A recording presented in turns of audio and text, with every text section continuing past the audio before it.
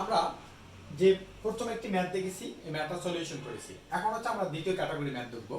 তো দ্বিতীয় ক্যাটাগরি ম্যাথের ভিতরে অবশ্যই প্রথম ম্যাথের চেয়ে কিছুটা পার্থক্য রয়েছে। তো আমরা চলে যাই দ্বিতীয় ম্যাথে।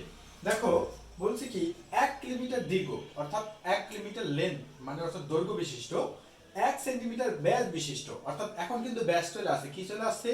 ব্যাস। এখন কিন্তু আমাদের ক্ষেত্রফলে ঝামেলা আছে। তো হচ্ছে 1 সেন্টিমিটার ব্যাস বিশিষ্ট তামার তারের রেজিস্ট্যান্স কত দেওয়া আছে? 0.02 ওহম। তাহলে 0.02 ওহম হলে তামার আপেক্ষিক রোধ কত হবে?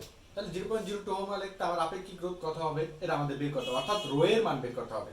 আর রো এর মান বের করতে গেলে দেখো 3 নম্বর সূত্রে, 3 নম্বর সূত্র ফর্মুলা ইউজ করলে আমার কিন্তু রো এর মানটা বের হয়ে যাবে। রো ইকুয়াল টু জানি কি? আর ইনটু এ বা এল। জাস্ট আমি ওই একটা প্রধান সূত্রটাকে 3টে ক্যাটাগরিতে, আমরা 4টা ক্যাটাগরিতে ভাগ করেছি, তোমাদের বলেছি আগেই। তো হচ্ছে দেখো আমাদের কি জানতে হবে? রেজিস্ট্যান্স, ক্ষেত্রফল এবং কি লেন্থ, তাই না? তাহলে দেওয়া আছে, আমরা যদি সলিউশন করি এটা, তাহলে কি হয় দেখো, দেয়া আছে অর্থাৎ 1 কিলোমিটার দীর্ঘ অর্থাৎ লেন্থ, দৈর্ঘ্য দেওয়া আছে কত? 1, অর্থাৎ মিটার, কিলোমিটার আমি মিটার নিয়ে 1000 মিটার, ঠিক আছে? 1000 মিটার দেওয়া আছে। এরপর আছে 1 সেন্টিমিটার ব্যাস বিশিষ্ট, 1 সেন্টিমিটার ব্যাস বিশিষ্ট। তাহলে ব্যাস দেওয়া আছে কত? ব্যাস অর্থাৎ ডি দেওয়া আছে আমাদের কত? 1 সেন্টিমিটার, তাই না? তারপর হচ্ছে রেজিস্ট্যান্স দেওয়া আছে কত? অর্থাৎ রোধ, আর এর মান, রেজিস্ট্যান্স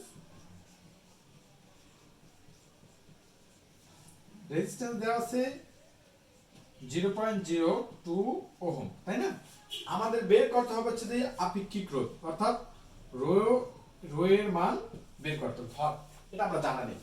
এখন দেখো আমাদের কিন্তু ক্ষেত্রফল বের করা নেই। ক্ষেত্রফলের জায়গায় আমাদের কি দেওয়া আছে? তারের ব্যাসটা দেওয়া আছে। কি দেওয়া আছে? ব্যাস। এই যে দেখো, তারের যদি ব্যাস দেওয়া থাকে তাহলে বৃত্তের যে ক্ষেত্রফল, অর্থাৎ বৃত্তের ক্ষেত্রফলের যে সূত্রটা, যে পাই আর স্কয়ার, যেটা রাউন্ড শেপ বলছি আমি তারটা, তাহলে আমরা কি লিখতে পারি? সরাসরি এই সূত্র ইউজ করতে পারি, তাই না? এই সূত্রটা ইউজ করতে পারি। দেওয়া আছে কত? 1 সেন্টিমিটার। তাহলে আমরা জানি কি 100 সেন্টিমিটার কত? 1 মিটার। 100 সেন্টিমিটার কি?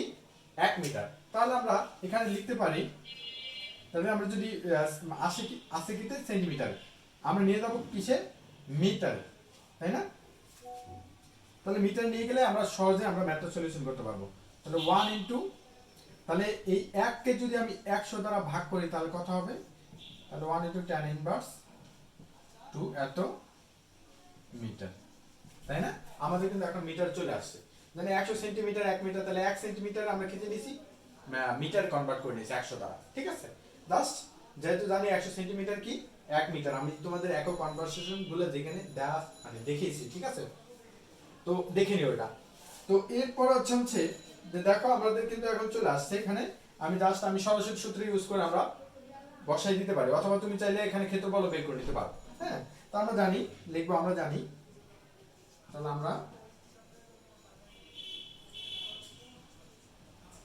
আমরা জানি রো ইকুয়াল টু কত? আমাদের দেওয়া আছে কি? আর ইনটু এ ভাগ এল, তাই না? আর ইনটু এ ভাগ যদি এল হয় তাহলে রো ইনটু কত হবে দেখো, তাহলে কত? তাহলে আর এর মান দেওয়া আছে 0.02, এর মান, এখন এর মান আমি জাস্ট এই সরাসরি এই সূত্রটা বসাই দেবো, পাই ইনটু ডি স্কয়ার ভাগ 4। তাহলে হচ্ছে পাই ইনটু ডি এর মান কত দেওয়া আছে আমাদের? 1 ইনটু tan ইনভার্স 2, অর্থাৎ ডি স্কয়ার বাই 4, ঠিক আছে? Pi into d square by 4 আমরা বসাই দিছি। জাস্ট আমি সরাসরি সূত্রটা বসাই দিয়েছি, ডি এর মানটা ডি স্কয়ার দিয়ে দিছি। তুমি চাইলে ডিটাকে 2 দ্বারা ভাগ করে তুমি রেডিয়াসের মান দিয়ে এই মানটা করতে পারো, ঠিক আছে? তাহলে 4 বাই লেন্থ আছে কত? 1000 কত মিটার। তো এখন এটা যদি ক্যালকুলেটর প্রেস করো তোমাদের একটা মান চলে আসবে। অবশ্যই তোমরা এই ম্যাথটা অ্যানসার সহকারে আমাকে কমেন্টস করবা, ঠিক আছে? যে অ্যানসার কত আসছে তোমাদের। হ্যাঁ, ঠিক আছে, এটা তোমাদের কাছে রইল যে এই ম্যাথটার অ্যানসার কত। ওকে, এরপরে আমরা অন্য একটি ম্যাথে চলে যাব। আমরা হচ্ছে দ্বিতীয় নাম্বার ক্যাটাগরি 2, এটা হচ্ছে 2 ক্যাটাগরি, ঠিক আছে? ক্যাটাগরি 2 তে আমরা আছি, ক্যাটাগরি 2 তে আছি। এরপর আমরা ক্যাটাগরি চলে যাব 3 তে। তো চলো ক্যাটাগরি 3 তে আমরা চলে যাই।